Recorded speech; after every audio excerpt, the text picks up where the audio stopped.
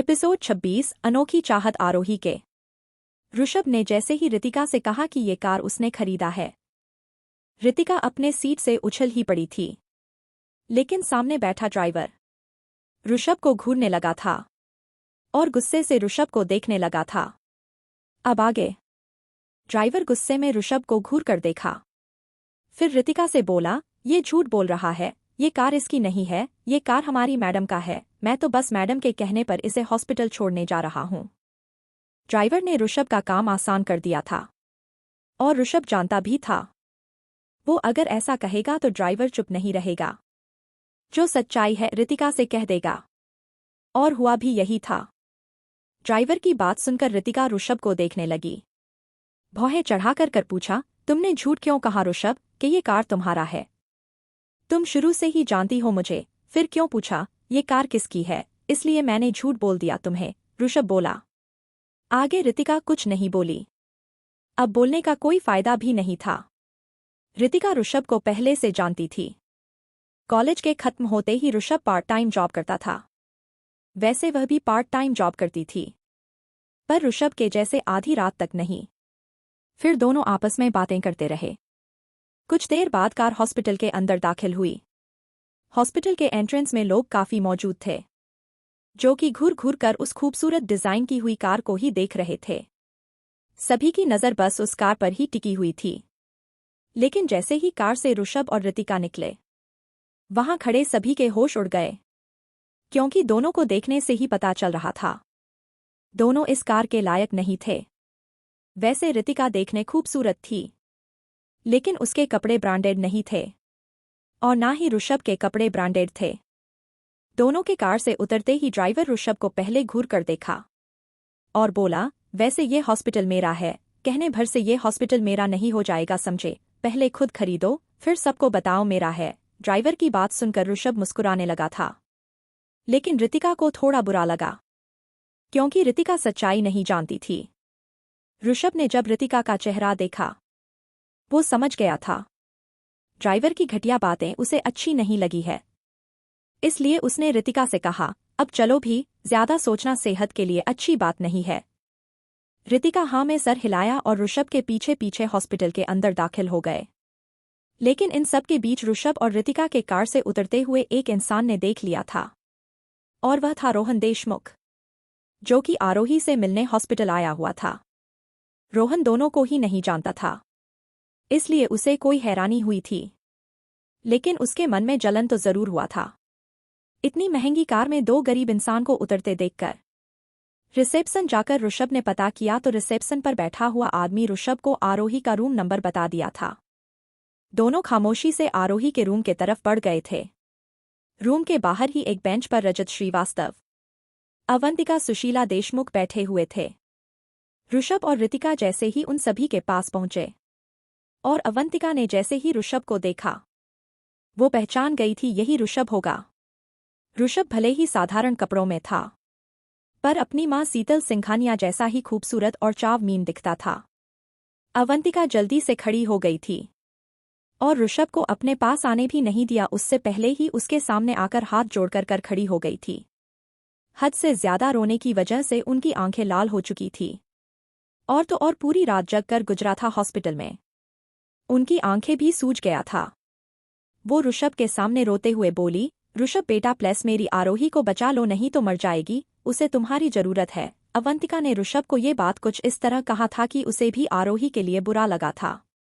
आखिर ये सब उसी के वजह से हुआ था। अब उसे जो भी फैसला लेना था, जल्दी से लेना था। आरोही को होश तो आ गया था, पर किसी से मिलना नहीं चाहती थी। रजत श्रीवास्तव अभी तक अपना सर झुकाए खामोशी से बैठा हुआ था। उसने अभी तक ऋषभ की तरफ देखा भी नहीं था, क्योंकि उसे ऋषभ बिल्कुल पसंद नहीं था।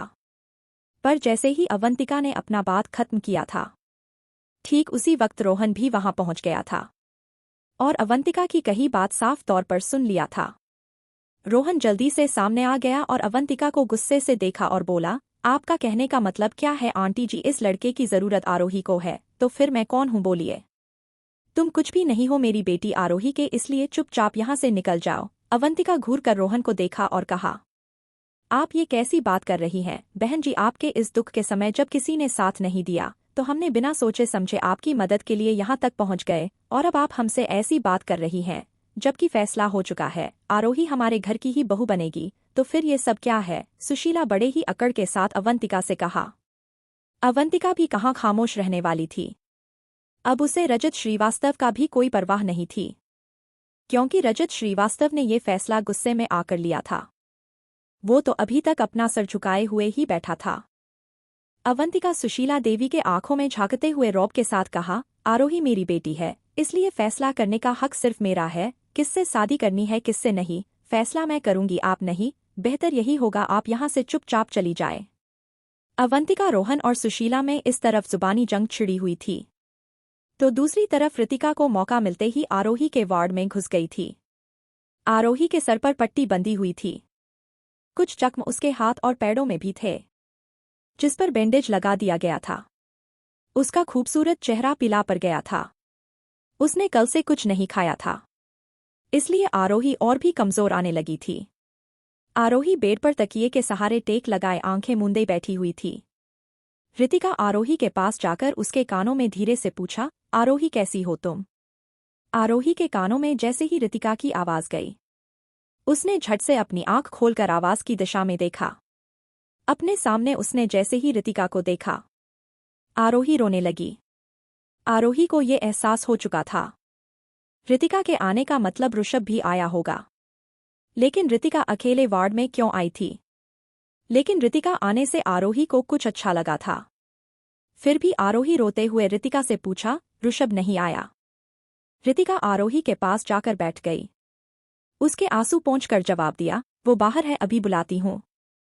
इतना कहकर ऋतिका हल्का सा गेट खोलकर ऋषभ को आंखों से इशारा करने अंदर आने को कहा, क्योंकि बाहर सुशीला देवी और रोहन अभी तक नहीं गए थे और बेशर्मों की तरह अवंतिका से झगड़ रहे थे। रजत श्रीवास्तव तो जैसे अभी तक ध्यानमग्न था। ऋतिका के इशारे को समझाते हुए ऋषभ जल्दी से वार्ड के अंदर चला आया था। आरोही ने जैसे ही ऋषभ को देखा, वो बेड से उठने की कोशिश करने लगी थी, लेकिन पैरों में जख्म होने के कारण आरोही थोड़ा लड़खड़ा गई थी। दर्द होने की वजह से खुद को संभाल नहीं पाई थी, लेकिन जैसे ही नीचे गिरने वाली थी, ऋषभ ने उसे अपनी बाहों में भर लिया था, और आरोही इस मौके को हाथ से जाने देना नहीं चाहती थी। उसने झट से ऋषभ को अपने गले से लगा लिया था। ऋषभ कुछ नहीं बोला, बस आरोही जैसा कर रही थी उसे करने दिया। ऋषभ जानता था ये लड़की बहुत जिद्दी है, अगर उसे खुद से अलग किया फिर पता नहीं क्या करेगी। आरोही रोते हुए बोली, डैड ने तुम पर हाथ उठाया था ना, मैंने उसका बदला ले लिया है ऋषभ। आरोही की बात सुनकर ऋषभ पहले तो चौंक गया, फिर हैरानी से पूछा, बदला ले लिया है कैसे? खुद को जख्मी करके आरोही आह भरते हुए कहा। आरोही की बात ऋषभ के दिल पर किसी खंजर की तरह जाकर लगा, क्योंकि उसे रजत श्रीवास्तव तो सिर्फ समझाने के इरादे से गया था, उसने तो कुछ किया भी नहीं था, लेकिन ऋषभ ने ऐसा गुस्से में आकर किया था। आरोही ठीक से अपने पैरों पर खड़ी भी नहीं हो पा रही थी, इसलिए ऋषभ आरोही को बेड के पास ले जाकर उसे बैठा दिया ताकि वो आराम कर सके, और खुद उसके पास बैठ गया था। तभी कमरे का दरवाजा खुल गया। कमरे के अंदर सबसे पहले रोहन आया, उसके पीछे सुशीला और फिर दोनों के पीछे अवंतिका आई।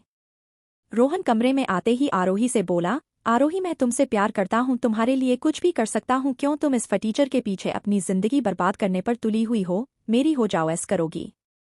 चले जाओ यहाँ से, मैंने कहा चले जाओ यहाँ से, वरना। आरोही गुस्से से घूरते हुए अपनी बात अधूरी छोड़कर रोहन को घूरने लगी। तुम अपने आप को समझती क्या हो? तुमसे भी खूबसूरत लड़कियां भरी पड़ी हुई हैं। ओ तो मेरा बेटा तुमसे प्यार करने लगा है, इसलिए हम यह इतनी बेइज्जती के बाद भी खड़े हैं। मान जाओ, हम तुम्हें माफ कर देंगे। सुशीला ने कुछ इस तरह अपनी बात कहा था। उसकी बातों में प्यार कम और धमकी ज्यादा थी। सुशीला ने बेशर्मी की सारी हदें पार कर दिया था। इतना बेइज्जती के बाद भी वो दोनों यहाँ से जाने का नाम ही नहीं ले रहे थे। अब आरोही को भी गुस्सा आने लगा था। ऐसा क्या करे जो दोनों माँ बेटे यहाँ से दुम दबाकर भाग जाएं? लेकिन अगले ही पल आरोही को कुछ याद आया, और उसने झट से ऋषभ को पकड़ लिया था और उसके होंठों पर अपना होंठ रखकर उसे किस करने लगी। ऋषभ भी कुछ नहीं समझ पाया था। उसे तो इसकी उम्मीद बिल्कुल भी नहीं थी कि आरोही उसके साथ ऐसा भी कर सकती है। वहां खड़ा हर कोई हैरान रह गया था। अब क्या होगा आगे? क्या रोहन फिर भी आरोही को अपना बनाने की सोचेगा? इसके बाद ऋषभ का रिएक्शन क्या होने वाला है? क्या अब ऋषभ आरोही से प्यार करने लगेगा? इसी सवालों को जानने के लिए सुने कहानी। एपिसोड 27 एक तरफा मोहब्बत। आरोही ऋषभ को अपनी बाहों में भरकर किस किए जा रही थी। वहीं वार्ड के अंदर खड़े सभी के मुंह खुले के खुले रह गए थे। अवंतिका तो अपना चेहरा दूसरी तरफ फेर लिया था, पर उसके अंदर ऋषभ के लिए नफरत नहीं प्यार था।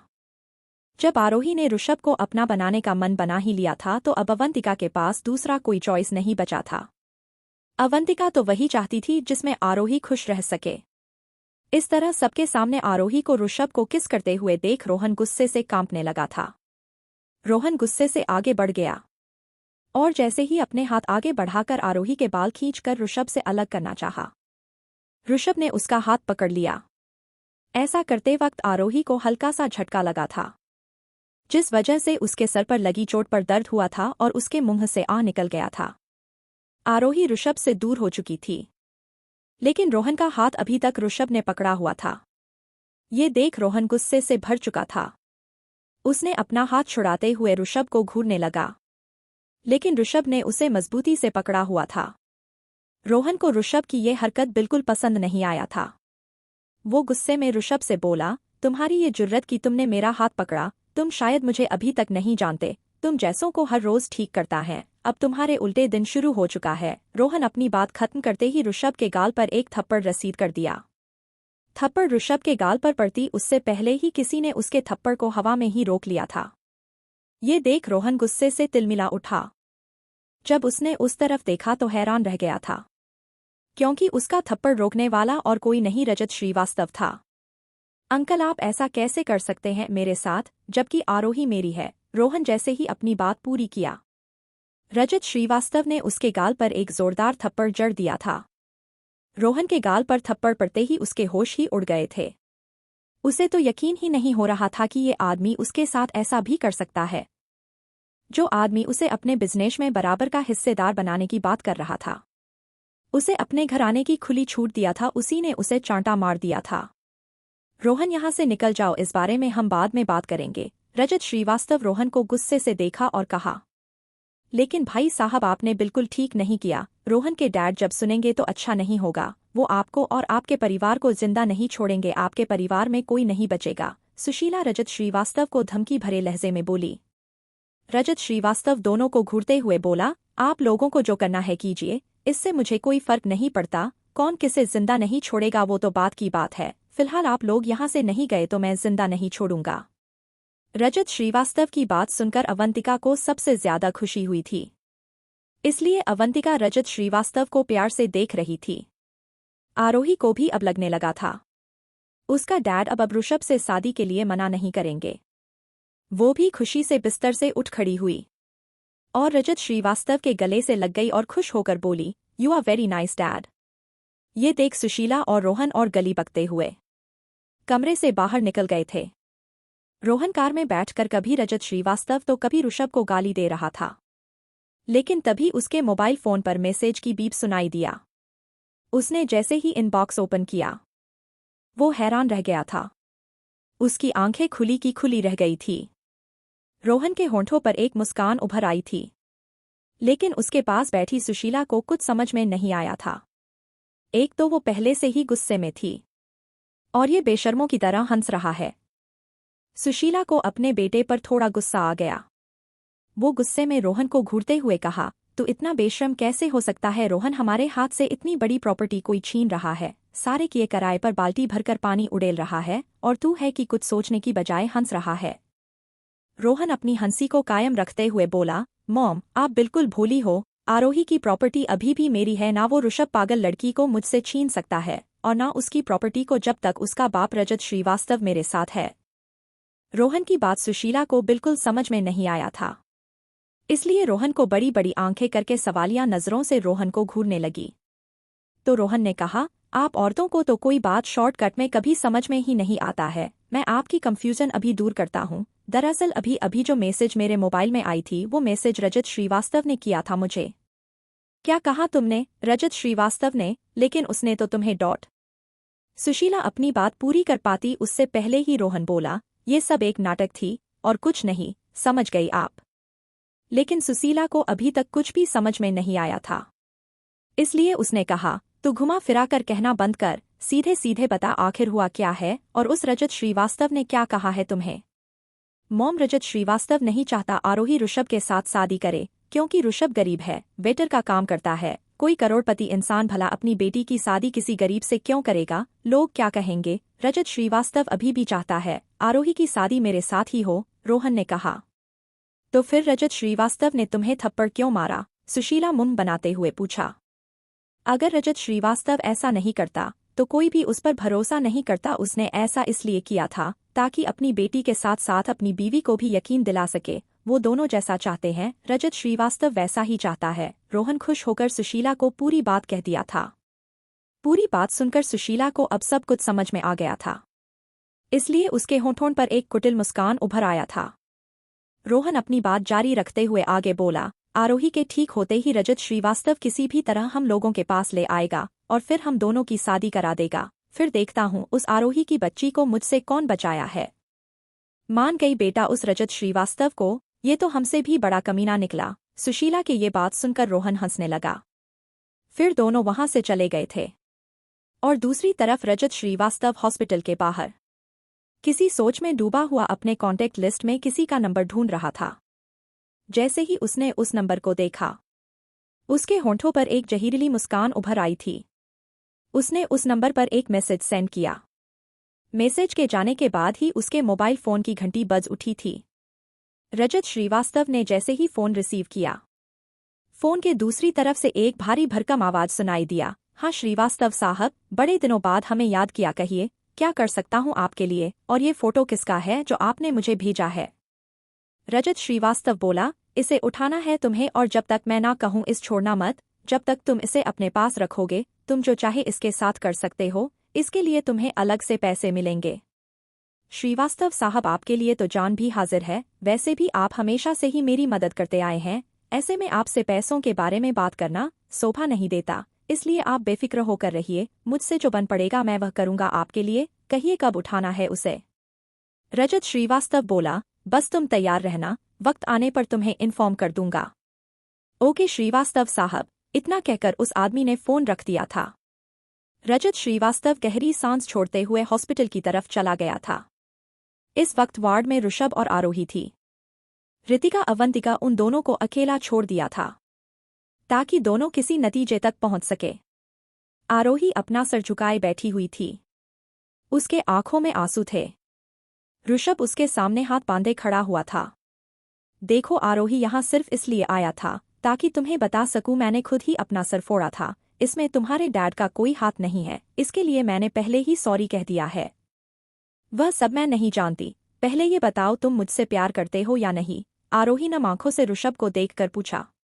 आरोही प्लस मेरी बात को समझो, तुम ये प्यार नहीं है जो तुम कर रही हो, ये एक पागलपन है। प्यार मुझे भी होना चाहिए तुमसे, लेकिन तुम्हारे लिए मेरे दिल में कोई फीलिंग्स नहीं है। अच्छा होगा तुम मुझे भूल जाओ, ऋषभ आरोही को समझाते हुए कहा।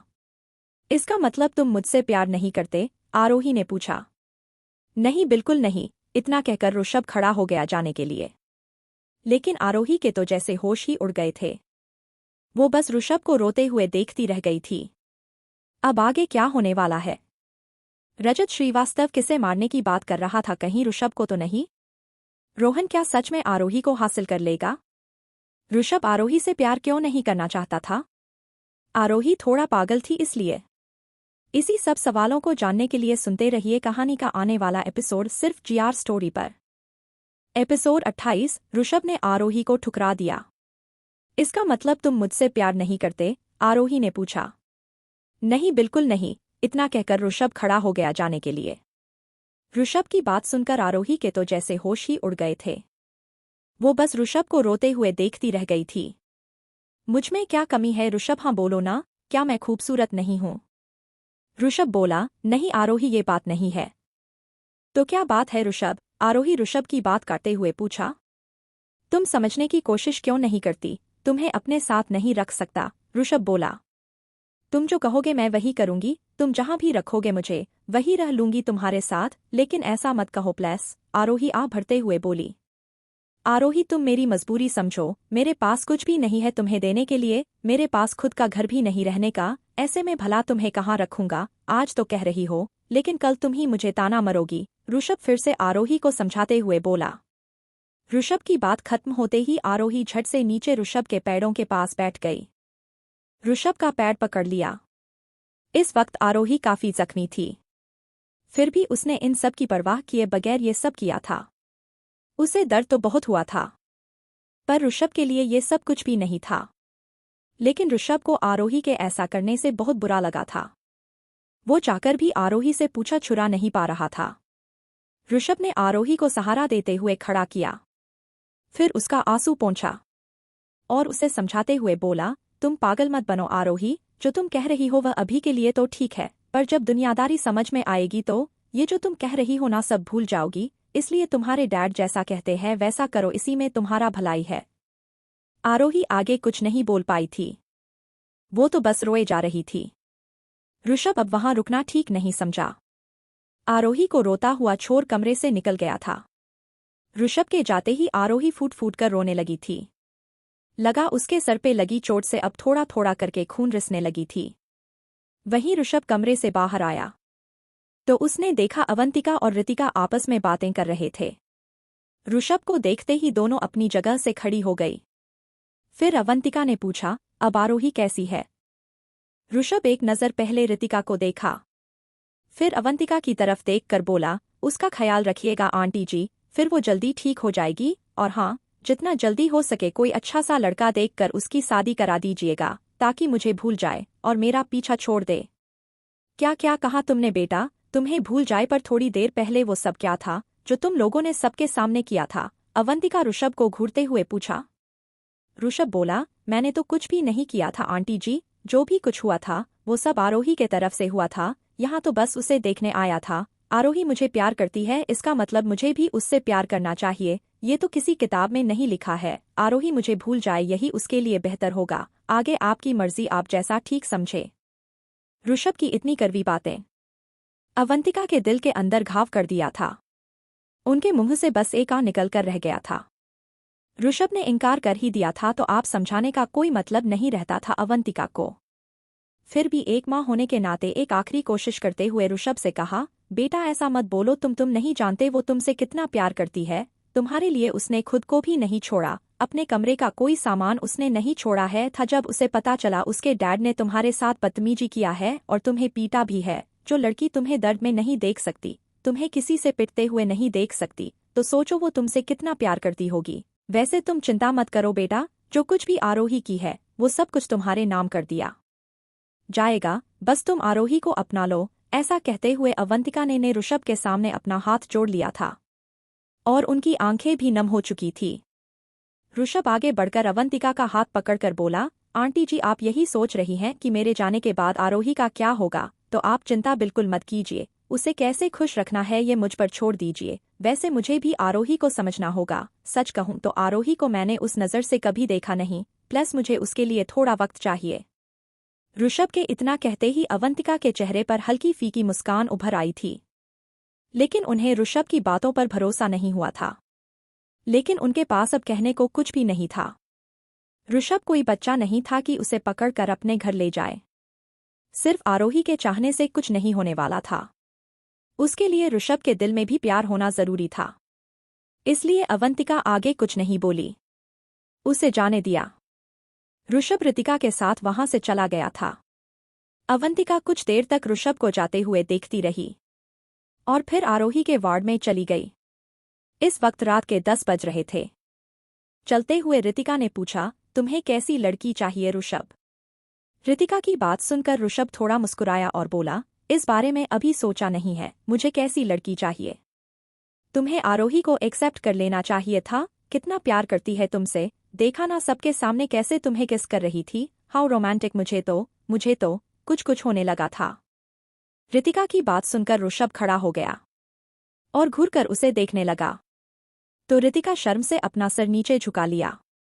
ये देख ऋषभ बोला, तुम्हें मजा आ रहा था ना, तो जाओ ना तुम भी किसी को डेट करो, फिर तुम्हें भी मजा आएगा।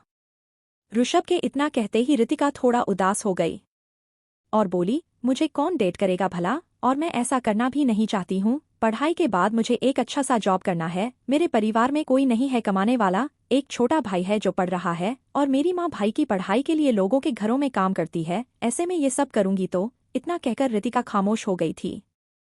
ऋषभ बोला, जॉब की चिंता तुम बिल्कुल मत करना, वह सब मैं देख लूंगा, तुम सिर्फ अपने पढ़ाई पर ध्यान रखना। ऋषभ की बात पर रितिका चलते चलते रुक गई। ऋषभ को घूर कर देखा, फिर बोली, तुम खुद वेटर का काम करते हो और मुझे जॉब दिलाने की बात करते हो। अगर ऐसा है तो तुम खुद क्यों नहीं करते कोई अच्छा सा जॉब? वह भी करूंगा। अच्छा ये सब छोड़ो, चलो पहले हम दोनों किसी होटल में खाना खाते हैं, ऋषभ ने कहा तो रितिका चारों तरफ देखने लगी। वहां एक भी छोटा होटल दिखाई नहीं दे रहा था, हर तरफ बड़े बड़े होटल दिखाई दे रहे थे। ये देख रितिका पूछा, ऋषभ, यहाँ तो एक भी ऐसा होटल दिखाई नहीं दे रहा जहां हम दोनों कुछ खा सके। मेरा बजट तो ढाबे का भी नहीं है। तुम बहुत सोचती हो, चलो मेरे साथ। इतना कहकर ऋषभ ने रितिका का हाथ पकड़ लिया और खींचते हुए एक होटल के अंदर दाखिल हो गया था। होटल के बोर्ड पर बड़े बड़े अक्षरों में होटल का नाम लिखा हुआ था, 7 स्टार भैरवी होटल। अंदर जाते ही रितिका एक आदमी से टकरा गई। वो गिरते गिरते बचा थी। रितिका के इस तरह टकराने से उस आदमी को गुस्सा आ गया। पहली बात, एक तो रितिका उस शख्स से टकराई थी। दूसरी बात, ये कोई आम इंसान के लिए होटल नहीं था जहां एंटर होने के लिए ही 1 लाख रुपए लगते थे।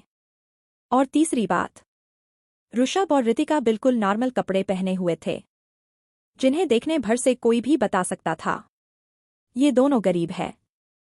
ऋषभ ने अभी भी रितिका का हाथ पकड़ा हुआ था। वह आदमी गुस्से से पहले ऋषभ को देखा, फिर रितिका की तरफ देख कर बोला, ये होटल तुम जैसों के लिए नहीं है, इसलिए जितना जल्दी हो सके यहाँ से निकल जाओ, वरना अभी धक्के मारकर बाहर फिकवा दूंगा। उस आदमी की बात सुनकर रितिका थोड़ा डर गई। ऋषभ को कोहनी मारकर फुसफुसा कर बोली, चलो ऋषभ यहाँ से चलते हैं, ये हमारे जैसों के लिए नहीं है, खाना ही तो खाना है, कहीं और खा लेंगे।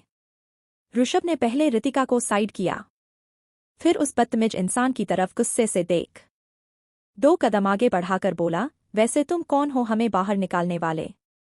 मैं इस होटल का रेगुलर कस्टमर हूँ, ये होटल हम लोगों की वजह से चलता है। अगर तुम जैसे भिखारी भी यहाँ आने लगे तो फिर हम लोग क्या करेंगे यहाँ आकर? अगर अपनी गर्लफ्रेंड को खाना ही खिलाना है तो ढाबे में चले जाओ और कुछ सस्ती चीजें खिलाओ इसे। उस आदमी की बात सुनकर रितिका और ऋषभ एक दूसरे को देखने लगे थे। उन्हें समझ में नहीं आ रहा था आगे क्या कहे। कहानी में क्या होगा आगे जानने के लिए सुने कहानी का अगला एपिसोड सिर्फ GR स्टोरी पर। एपिसोड 29, सबका बॉस ऋषभ मलिक। उस आदमी ने जब ये कहा अपनी गर्लफ्रेंड को किसी सस्ती सी ढाबे में ले जाकर खाना खिलाओ, रितिका और ऋषभ हैरानी से एक दूसरे को देखने लगे थे। फिर ऋषभ उस आदमी को घूरते हुए बोला, ये मेरी गर्लफ्रेंड नहीं है। ओ अच्छा तो बहन है तुम्हारी, तो अपनी बहन को लेकर यहाँ से दफा हो जाओ समझे। उस आदमी के ऐसा कहते ही दोनों एक दूसरे को फिर से हैरानी से देखने लगे। अब इस आदमी से ऋषभ बहस करना नहीं चाहता था, इसलिए उसने गुस्से से बोला, आप कौन है? इस शहर का डॉन है? जब ये होटल आपका नहीं है तो फिर बकवास बंद कीजिए, हम यहाँ फ्री में खाने नहीं आए हैं, इसलिए मेहरबानी करके यहाँ से जाइए। ऋषभ के इतना कहते ही उस आदमी ने ऋषभ का कॉलर पकड़ लिया और दांत पीसते हुए बोला, मेरा नाम मनोहर लाल खुराना है, मैं चाहूँ तो अभी के अभी तुम्हें गायब करवा सकता हूँ और तुम्हारी खूबसूरत बहन को कोठे पर फिर नाचती रहेगी जिंदगी भर। उस आदमी ने जब रितिका के लिए इतना घटिया शब्दों का इस्तेमाल किया तो ऋषभ के आंखों में खून उतर आया था। वो गुस्से में उस आदमी को एक जोरदार धक्का लगा दिया। धक्का लगते ही वह आदमी दूर जाकर गिर गया था। उसके गिरते ही वहां आसपास खड़े लोगों की नजर उस तरफ चली ही गई थी। सभी एक एक करके वहां पर जमा होने लगे थे। तब तक होटल का मैनेजर भी वहां पहुंच गया था। मैनेजर भागते हुए पहले मनोहर लाल खुराना के पास पहुंच गया। उसे उठाते हुए बोला, सर आप ठीक तो हैं? लेकिन मनोहर लाल खुराना गुस्से से दांत पीसते हुए मैनेजर से बोला, बकवास बंद करो, इन दोनों को इस होटल से जल्दी बाहर फेंको, नहीं तो इनकी मौत मेरे हाथों से हो जाएगी। मैनेजर मनोहर लाल खुराना की बात सुनकर अंदर तक हिल गया था। वह डरते हुए बोला, सर आप बेफिक्र होकर रहिए, हम लोग अभी दोनों को धक्के मारकर होटल के बाहर निकाल देंगे। मनोहर लाल खुराना को छोड़ ऋषभ और रितिका की तरफ बढ़ने लगा। जब रितिका ने देखा होटल का मैनेजर गुस्से में उन्हीं की तरफ ही आ रहा है, तो वो बुरी तरह से डरने लगी थी। उसने जल्दी से ऋषभ का हाथ पकड़ा और बोली, ऋषभ प्लस अब यहाँ से चलो, मुझे नहीं खाना ऐसे होटल में जहाँ गरीबों की इज्जत नहीं है। देखो मैनेजर हम लोगों के पास ही आ रहा है। तुम शांत रहो रितिका, ये साले खुद को समझते क्या हैं? हम गरीब हैं, इसका मतलब इस होटल में खाना नहीं खा सकते इसकी तो। लेकिन तब तक मैनेजर ऋषभ रितिका के पास पहुंच गया था। मैनेजर पास आकर दोनों को ऊपर से नीचे तक घूरने लगा। जब उसे यकीन हो गया कि यह दोनों सच में गरीब हैं, तो उसने ऋषभ का हाथ पकड़ लिया और अपने सिक्योरिटी गार्ड को बुलाने लगा। मैनेजर की आवाज सुनते ही वहां पर 4-5 सिक्योरिटी गार्ड पहुंच गए थे। सिक्योरिटी गार्ड को ऑर्डर देते हुए मैनेजर बोला, दोनों को पीछे वाले कमरे में लेकर जाओ, मैं अभी पुलिस को फोन करता हूं। रितिका ने जैसे ही पुलिस का नाम सुना, वह तो डर के मारे कांपने लगी थी। वह मन ही मन अपने भगवान को याद करने लगी थी और उस वक्त को याद करके खुद को कोसने लगी थी जब ऋषभ के साथ यहां आई थी। सिक्योरिटी गार्ड ने ऋषभ का हाथ पकड़ लिया और बोला, चलो हमारे साथ। ऋषभ अपना कदम रितिका के तरफ बढ़ते हुए बोला, आओ रितिका हम इनके साथ चलते हैं। क्या तुम पागल हो गए हो ऋषभ? इन लोगों ने पुलिस बुलाया है हमें ले जाने के लिए। रितिका डरकर बोली, इन लोगों ने पुलिस बुलाया है तो ये इनकी ड्यूटी है, आगे क्या करना है ये मेरी ड्यूटी है। तुम डरना बंद करो, मैं जैसा कहता हूं तुम वैसा ही करो, चलो अब मेरे साथ। ऋषभ इत्मीनान से रितिका को समझाते हुए कहा। ऋषभ मुझे बहुत डर लग रहा है, भगवान जाने ये लोग हमारे साथ क्या करने वाले हैं। इतना कहकर रितिका ऋषभ के पीछे पीछे जाने लगी। दोनों को सिक्योरिटी गार्ड ने एक कमरे में बंद करके चले गए। रितिका इतना डर गई थी कि कमरे के एक कोने में दुबक कर बैठ गई थी। ऋषभ रितिका का डर दूर करना चाहता था, इसलिए उसने कहा, क्या कहा था उस भद्दे आदमी ने? तुम्हारी बहन को कोठे पर बिठा दूंगा। उसकी इतनी हिम्मत, मेरी बहन को कोठे पर बैठाएगा? उसकी बत्तीशी ना तोड़ दिया तो मेरा नाम ऋषभ नहीं। रितिका ने जब खुद के लिए ऋषभ के मुंह से बहन शब्द सुना, वो हक्का बक्का रह गई थी। क्या ऋषभ ने मुझे बहन कहा है? ये ख्याल आते ही रितिका के आंखों में नमी उतर आई थी। वो अपनी जगह से खड़ी हो गई और धीरे धीरे चलकर ऋषभ के पास पहुंच गई और आंखों की नमी उसके गालों तक पहुंच चुकी थी।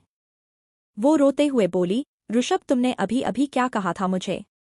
क्यों तुम्हें अच्छा नहीं लगा रितिका? ऋषभ बोला तो रितिका ऋषभ के सीने से लग गई और फिर रोने लगी और रोते हुए ही बोली, तुम सच में बहुत अच्छे हो, आज से और अभी से तुम ऋषभ नहीं, मेरे ऋषभ भाई हो। लेकिन तभी दरवाज़ा खुलने की आवाज दोनों के कानों में गई तो दोनों जल्दी से अलग हो गए। रितिका जल्दी जल्दी अपने आंसू पोंछने लगी। वही 4 सिक्योरिटी गार्ड थे जो दोनों को कुछ देर पहले यहां कमरे में बंद करके गए थे।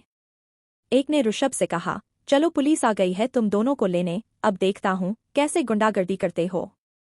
रितिका तो पुलिस के नाम से पहले से ही डरी हुई थी, लेकिन उसने जब ये सुना यहां सच में पुलिस आ गई है तो वो डर से थर थर कांपने लगी थी। उसे इतना डरते हुए देख ऋषभ बोला, तुम डरना बंद करो रितिका, मैं हूं ना तुम्हारे साथ, तुम सिर्फ तमाशा देखो और मजा लो, समझी? मजा लो? कहीं तुम पागल तो नहीं हो गए हो? कहीं ये साइड इफेक्ट आरोही के किस करने से तो नहीं हुआ तुम्हें? छी, कितनी गंदी बात करती हो तुम। अब तुम मेरी बहन हो, दोस्त नहीं समझी। अब मुझसे इस तरह की बातें करने से पहले सोच लेना। ऋषभ रितिका को डांटते हुए बोला। सॉरी मेरे ऋषभ भैया, आइंदा ऐसी बातें नहीं करूंगी, समझ गए? रितिका मजाक करते हुए बोली। दोनों चलते हुए होटल के मेन हॉल में पहुंच गए थे। वहां कई सारे पुलिस वालों की जमघट लगी हुई थी। उन्हें देखकर ही ऐसा लग रहा था जैसे यहां से कोई बड़ा अपराधी को गिरफ्तार करने आए हैं। इंस्पेक्टर का पीठ सामने की तरफ थी, इसलिए उसने पीछे से आ रहे ऋषभ और रितिका को नहीं देखा था। लेकिन मैनेजर ने पहले ही देख लिया था, इसलिए उसने इंस्पेक्टर से बोला, लीजिए सर आ गया, इसी ने यहां गंदगी फैलाकर रखा हुआ है, पकड़ लीजिए इसे और डाल दीजिए काल कोठरी में। अपने आप को तिस्मार खां समझता है कमीना। मैनेजर के इतना कहते ही इंस्पेक्टर ने जैसे ही पीछे पलट कर देखा, बस देखता ही रह गया था।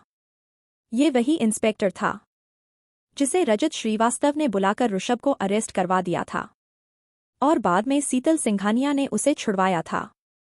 शीतल सिंघानिया ने बाद में इंस्पेक्टर को हिदायत देते हुए कहा था, कभी भी ऋषभ को सताया तो ऐसी जगह ट्रांसफर करवा दूंगी जहां सिर्फ आदमखोर जानवर बसते हैं। ये ख्याल आते ही इंस्पेक्टर डर गया। जीते जी तो ऐसी गलती वो नहीं कर सकता था। चाहे कुछ भी हो जाए, वो ऋषभ को अपने साथ नहीं ले जा सकता था। ऋषभ इंस्पेक्टर को पहचान अच्छी तरह से पहचानता था, इसलिए उसने कुछ नहीं कहा। लेकिन इंस्पेक्टर जल्दी से ऋषभ के पास पहुंच गया और हाथ जोड़कर बोला, सर आप और यहाँ डॉट। इंस्पेक्टर की बात सुनकर ऋषभ होटल में खड़े सभी लोगों को बारी बारी से देखने लगा। फिर मैनेजर को घूरते हुए बोला, खाना खाने आया था, पर यहाँ खाना खाने के लिए ब्रांडेड कपड़े होना जरूरी है, तभी यहाँ हमें खाने दिया जाएगा। ऋषभ का कहने का मतलब इंस्पेक्टर पूरी तरह से समझ गया था आखिर यहाँ हुआ क्या था। लेकिन दूसरी तरफ रितिका के जैसे होश ही उड़ गया था। जब पुलिस इंस्पेक्टर ने ऋषभ को सर कहकर पुकारा था, उसके साथ साथ होटल में खड़े तमाशा देख रहे लोगों को भी समझ में नहीं आया था आखिर इंस्पेक्टर इस फटीचर को सर क्यों कह रहा था।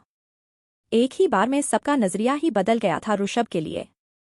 मैनेजर अभी भी कुछ नहीं समझ पाया था इंस्पेक्टर इस इंसान को सर क्यों कहा था। इसलिए उसने पुलिस इंस्पेक्टर को लगभग धमकी देते हुए बोला, ये आप क्या बोल रहे हैं इंस्पेक्टर साहब, आप इस फटीचर को सर कहकर क्यों बुला रहे हैं। इंस्पेक्टर मैनेजर को घूरते हुए बोला, मेरी मानो तो ये जो करने आया है इसे करने दो, इसी में तुम्हारी भलाई है, बाद में ये मत कहना कि मैंने तुम्हें समझाया नहीं था। इतना कहकर इंस्पेक्टर ऋषभ को देखने लगा, फिर माफी मांगते हुए बोला, सॉरी सर, मुझे नहीं मालूम कि इन लोगों ने आपको गिरफ्तार करने के लिए मुझे बुलाया है, अगर जानता वो आप हैं तो शायद कभी नहीं आता यहाँ। इंस्पेक्टर इतना बोलकर वहां से चला गया था। इंस्पेक्टर के जाते ही मैनेजर सोच में पड़ गया, आखिर इस शहर में उसके बॉस से बड़ा कौन आ गया है। मेरे बॉस के एक इशारे पर पूरी मुंबई कांपती है, एक ही बुलावे पर बड़े बड़े ऑफिसरों की लाइन लग जाती है, लेकिन आज तो मेरे बॉस से भी बड़ा कोई आ गया है। मैनेजर को भी अब डर लगने लगा था ऋषभ से, इसलिए वो भागते हुए ऋषभ के पास पहुंच गया और डरते हुए बोला, सर आप कौन हैं, हमें पहले नहीं बता सकते थे, हमें माफ कर दीजिए, आपको जो खाना है खा सकते हैं, आपके लिए पूरी छूट है। मैनेजर के अचानक बदले ऐसे बर्ताव से वहां अगर सबसे ज्यादा अगर कोई हैरान था तो वह थी रितिका। रितिका जितना जानती थी कि ऋषभ तो गरीब है, उसका कोई भी नहीं है इस दुनिया में, फिर इतना ताकतवर कैसे बन गया। ऋषभ और रितिका जैसे ही मैनेजर के साथ आगे बढ़े जाने के लिए तभी पीछे से एक कठोर आवाज सुनाई दिया, सभी को ठहरो। और यह आवाज आई थी बाहर से आते हुए एक इंसान की जिसने ब्राउन कलर के कोट पेंट पहन रखा था। अब कौन आ गया यहाँ? क्या ऋषभ फिर से किसी मुसीबत में फंसने वाला है? अब आरोही का अगला कदम क्या होने वाला है? आखिर क्या वजह है कि ऋषभ आरोही को पसंद नहीं करता? जानने के लिए सुने कहानी के आने वाले एपिसोड सिर्फ जीआर स्टोरी पर। एपिसोड 30, रितिका हॉस्टल में नहीं थी। Please like, comment, share and views this novel. Rishabh और रितिका जैसे ही मैनेजर के साथ आगे बढ़े जाने के लिए तभी पीछे से एक कठोर आवाज आई, जिसे सुनते ही मैनेजर के साथ साथ ऋषभ और रितिका के भी कदम वहीं जम गए थे। तीनों ने जब पीछे पलट कर देखा, ऋषभ और रितिका ने तो नहीं पहचाना था उस शख्स को, लेकिन मैनेजर पहचान गया था। मैनेजर कैसे ना पहचानता, आखिर वह इंसान उसका बॉस था और इस शहर का बिजनेस टाइकून भी। अक्खी मुंबई उसके इशारे पर चलती थी। मैनेजर उन दोनों को वहीं छोड़कर भागते हुए उस इंसान के पास पहुंच गया। उसके दिल में फिर से ऋषभ के लिए नफरत भर गया था। अब तक जो वो कर रहा था उसकी वजह सिर्फ डर थी, लेकिन जैसे ही अपने सामने अपने बॉस को देखा उसका कॉन्फिडेंस लेवल और बढ़ गया। उस शख्स के पास पहुंचकर पहले उसने सर झुकाकर सलाम ठोका, फिर ऋषभ की ओर इशारा करके बोला, सर पता नहीं ये लड़का कौन है। इस लड़के ने मनोहर लाल खुराना को भी नहीं छोड़ा था, उसे उठाकर पटक दिया था, फिर मैंने पुलिस को यहाँ बुलाया था, पता नहीं क्यों पुलिस भी इससे डर कर भाग निकली। आखिर ये है कौन? वह शख्स अपने हाथ के इशारे से मैनेजर को चुप रहने को कहा और खुद चलकर ऋषभ की तरफ बढ़ने लगा। रितिका जो अब तक ये समझ रही थी कि ऋषभ से सब डर रहे हैं तो उसकी भूल थी, लेकिन एक ऐसे इंसान को अपने सामने देखकर वो डरने लगी थी। उसने इस तरह के लोगों से कभी नहीं मिली थी और ना ही कभी बात ही किया था। जो भी डर उसके अंदर जा चुकी थी वो सब फिर से उसके अंदर घर करने लगे थे। उसे अंदाजा हो गया था अब वो दोनों नहीं बचने वाले हैं। ये इंसान काफी कठोर और सख्त नजर आ रहा था। गुस्से से इस इंसान की आंखें लाल हो चुकी थी। रितिका इतना डर गई थी कि उसे ऋषभ के पीछे छुपने के लिए जगह कम पड़ने लगा था। रितिका को उस इंसान की आंखें ही काफी थी डराने के लिए। वह इंसान ऋषभ के सामने खड़ा था और एकटक गुस्से से ऋषभ को ही घूरे जा रहा था। ऋषभ भी अपने पलके मूंदे बिना उस आदमी को देख रहा था, जो इस वक्त किसी दानव की तरह दिख रहा था। लेकिन अचानक उस आदमी की बड़ी बड़ी आंखें छोटी होने लगी। अपना हाथ जो अब तक उसने अपने पेंट के पॉकेट में डाला हुआ था, उसे बाहर निकाल लिया। दोनों ही हाथों को पीछे कर दिया और अपना सर ऋषभ के सामने झुका दिया और मैनेजर को चीखते हुए बोला, मैनेजर। मैनेजर ने जैसे ही अपने बॉस के मुंह से मैनेजर का शब्द सुना, वह भी एकदम से गुस्से से भरी हुई। उसकी तो जैसे सिट्टी पीटी गुम हो गई। वह दौड़ते हुए अपने बॉस के पास पहुंच गया और कांपते स्वर में पूछा, यस यस सर, माफी मांगो इससे, मैनेजर का बॉस बोला। अपने बॉस के मुंह से ऐसा शब्द सुनकर उसकी हालत खराब होने लगी थी। आखिर इतना ताकतवर इंसान एक मामूली से लड़के के सामने कैसे झुक सकता है? ये लड़का है आखिर है कौन? अपने बॉस की बात उसे मानना ही था। इनकार करने की उसमें हिम्मत नहीं थी। वो जल्दी से आगे बढ़कर ऋषभ के सामने हाथ जोड़कर खड़ा हो गया। माफी मांगते हुए बोला, सर प्लीज मुझे माफ कर दीजिए, गलती हो गई मुझसे, आप चाहो तो मुझे मार लो लेकिन माफ कर दो। यहाँ जो भी कुछ हो रहा था, उसे देखकर रितिका को अपनी आंखों पर विश्वास ही नहीं हो रहा था। उसे बस इतना पता था, ऋषभ एक वेटर का काम करता है, तो फिर इतनी पावर कहाँ से आ गया इसके पास? रितिका अभी भी ऋषभ के पीछे खड़ी थी। तभी बॉस मैनेजर से कठोर शब्दों में पूछा, मनोहर लाल खुराना कहाँ है? मैनेजर कांपती आवाज में बोला, सर वो तो चले गए। उसे अभी के अभी बुलाओ यहाँ। बॉस के ऑर्डर मिलते ही मैनेजर मनोहर लाल खुराना को फोन करने चला गया। मैनेजर के वहां से जाते ही बॉस आगे बढ़कर ऋषभ से बोला, मेरा नाम अर्जुन मल्लिक है, शायद ये लोग तुम्हें नहीं जानते, इसलिए ऐसा बर्ताव किया है तुम्हारे साथ, हो सके तो इनके साथ मुझे भी माफ कर देना। ऋषभ ने जैसे ही अर्जुन मल्लिक नाम सुना, उसके तो जैसे होश ही उड़ गए थे। ऋषभ समझ गया था आखिर ये इंसान उसका क्या लगता है। ऋषभ के मन में यही एक सवाल चलने लगा था, आखिर उसके डैड ने उसे पहचाना कैसे? उसने तो अभी तक अपना नाम भी नहीं बताया था। तुमने अपना नाम नहीं बताया? अर्जुन मल्लिक ने पूछा। जी मेरा नाम ऋषभ है। ऋषभ ने अपना सरनेम नहीं बताया था। तुम्हारे पीछे छुपी ये लड़की कौन है कहीं ये? अर्जुन मल्लिक अपनी अधूरी छोड़कर ऋषभ को घूरने लगे। अर्जुन मल्लिक आगे कुछ सोच पाते या कह पाते। ऋषभ बोला, ये मेरी बहन है, रितिका। अर्जुन मल्लिक ने जैसे ही सुना रितिका को ऋषभ ने अपनी बहन कहा है, एक ही पल में उनका नजरिया बदल गया। वो प्यार से रितिका से बोले, रितिका बेटी डरो मत, मुझे अपना अंकल ही समझो, समझ लो ये होटल तुम दोनों का ही है, जब चाहे यहाँ आ सकते हो तुम दोनों, चाहो तो इस होटल में रह भी सकते हो। अर्जुन मल्लिक की बात सुनकर ऋषभ बोला, सर रात काफी हो चुकी है, अब हमें जाना होगा। ऋषभ की बात सुनकर अर्जुन मल्लिक थोड़ा उदास नजर आने लगे थे। फिर उदासी भरे लहजे में पूछा, तुम दोनों ने कुछ खाया?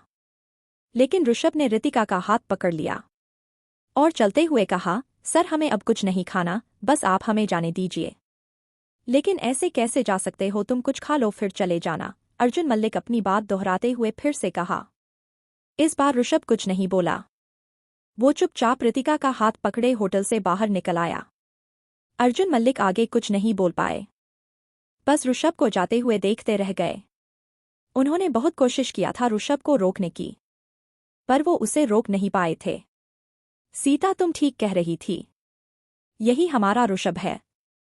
उसके होंठों के ऊपर जो तिल है, कभी हम दोनों की धड़कन हुआ करती थी। ऐसा सोचते हुए उनके आंखों में आंसू भर आया था। होटल से निकलते ही दोनों पैदल ही आगे चले जा रहे थे, पर रितिका ऋषभ को ही घूरे जा रही थी और ये बात ऋषभ नोटिस कर लेता है। चलते हुए ही ऋषभ ने रितिका से कहा, मुझे घूरना बंद करो, तुम घूर नहीं रही, देख रही हूं, एक वेटर का पावर, ये लोग तुमसे इतना डर क्यों रहे थे ऋषभ? पहले वो पुलिस वाला, फिर ये आदमी तो ऐसे बात कर रहा था, मुझे तो लग रहा था ये तुमसे डर रहा है। रितिका बोली, मुझे क्या पता ये लोग मुझसे क्यों डर रहे थे, हो सकता है मेरा शक्ल किसी से मिलता जुलता हो। ऋषभ बात टालने की कोशिश करते हुए रितिका से बोला। रितिका कुछ सोचते हुए बोली, हो सकता है दोबारा उस होटल में जाना मत तुम, रितिका ने कहा तो ऋषभ हैरान होकर पूछा, वो किस लिए रितिका? रितिका ऋषभ को समझाते हुए बोली, अगर तुम्हारे जैसा दिखने वाला वह आदमी वहां आ गया तो फिर तुम्हारे लिए एक नई मुसीबत खड़ी हो सकती है। रितिका की बात सुनकर ऋषभ चलते चलते रुक गया। घूरकर रितिका के तरफ देखने लगा। अनजान बनने की नाटक करते हुए बोला, अरे वाह रितिका, क्या बात कहा है तुमने, मैंने तो इतना सोचा भी नहीं था, अब कभी नहीं जाऊंगा उस होटल में, अगर सच में मेरे जैसा दिखने वाला आदमी वहां आ गया तो मेरी खैर नहीं। चलते चलते दोनों को एक ढाबा नजर आ गया था, जहां पहले से ही लोग खाना खाने बैठे हुए थे। ऋषभ भी रितिका के साथ ढाबे के अंदर खाली पड़ी कुर्सी पर जाकर बैठ गया। रात काफी हो जाने के वजह से दोनों को भूख जोरों की लगी हुई थी। वेटर ने जैसे ही उनके टेबल पर खाना रखा, दोनों खाने पर इस तरह से टूट पड़े जैसे कोई शिकारी अपने शिकार पर टूट पड़ता है। दोनों ने पेट भरकर खाना खाया था। खाना खाने के बाद ऋषभ बिल पे किया और रितिका का हाथ पकड़कर ढाबे से बाहर निकल आया। पहले उसने रितिका को हॉस्टल छोड़ा, फिर खुद अपने घर पहुंच गया। अगली सुबह ऋषभ हर दिन की तरह कॉलेज के लिए निकल गया था। कॉलेज पहुंचने पर उसे पता चला रितिका कॉलेज नहीं आई है, जबकि रितिका उससे पहले ही कॉलेज आ जाती है। ऋषभ को लगा शायद रात काफी देर तक जागने की वजह से रितिका को सुबह उठने में देर हो गई हो और वो कॉलेज नहीं आ पाई हो। यही सब सोचते सोचते ऋषभ क्लासरूम में दाखिल हो गया। अचानक रितिका के न आने से ऋषभ थोड़ा परेशान होने लगा। कुछ देर सोचने के बाद उसने रितिका को फोन मिलाया, लेकिन उसका फोन बंद आ रहा था। अब ऋषभ को शक होने लगा, जरूर उसके साथ कुछ ना कुछ हुआ है। एक तो कॉलेज नहीं आई और ऊपर से उसका फोन भी बंद आ रहा है। ऋषभ को इससे पहले रितिका से इतना हमदर्दी कभी नहीं हुआ था। जब से उसने रितिका को बहन कहा था, तब से उसके साथ एक अलग तरह के इमोशन बन गए थे। ऋषभ जल्दी से क्लासरूम से बाहर आया रितिका के हॉस्टल जाने के लिए। ऋषभ जैसे ही मेन गेट के पास पहुंचा, उसे रागिनी और रोमा मिल गई। दोनों अभी अभी कॉलेज आई थी। ये दोनों उसी हॉस्टल में रहती हैं जिस हॉस्टल में रितिका रहती है। ऋषभ दोनों के पास पहुंचकर पूछा, रितिका को देखा तुम दोनों ने? हाँ देखा, लेकिन तुम उस गरीब लड़की के लिए इतना पागल क्यों हो रहे हो ऋषभ? रागिनी ऋषभ को चिढ़ाकर बोली। अरे यार रागिनी, तुम भी बिल्कुल पागल हो, एक गरीब को दूसरा गरीब ही तो ढूंढेगा, इतना भी नहीं समझती, रोमा ऋषभ को ताना मारकर बोली। ऋषभ जानता था ये दोनों घटिया किस्म की लड़की हैं। इनसे बात करना मतलब अपना सर फोड़ना बात बराबर थी। ऋषभ की भूल थी जो इन दोनों से रितिका के लिए पूछ लिया। ऋषभ दोनों को घूरते हुए बोला, नहीं बताना तो मत बताओ, इसमें अमीर गरीब कहाँ से आ गए, और वैसे भी तुम दोनों कभी नहीं सुधरने वाली नहीं हो। ऋषभ इतना कहा और आगे बढ़ गया, लेकिन पीछे रागिनी बोली, क्यों उस बेवकूफ जाहिल गंवार रितिका के पीछे पड़े हो तुम? आरोही को पटा लो, देखते ही देखते अमीर बन जाओगे। ऋषभ अब इन दोनों बेवकूफ लड़कियों से मुंह नहीं लगना चाहता था, इसलिए आगे बढ़ गया। तभी पीछे से रोमा चिल्लाकर कहा, रितिका को हॉस्टल वार्डन शिल्पी मैडम ने रात को ही बाहर निकाल दिया था। रात भर अपने यार के साथ गुलचर्रे उड़ा रही थी। क्या करे बेचारी, शहर में रहने के लिए पैसे लगते हैं, और पैसे के लिए आजकल की लड़कियां पता नहीं क्या क्या करती रहती हैं, रागिनी मुंह बनाते हुए बोली। ऋषभ ने जब ये सुना उसके तो होश ही उड़ गया था। कहानी में आगे क्या होगा जानने के लिए सुने कहानी के आने वाले एपिसोड में।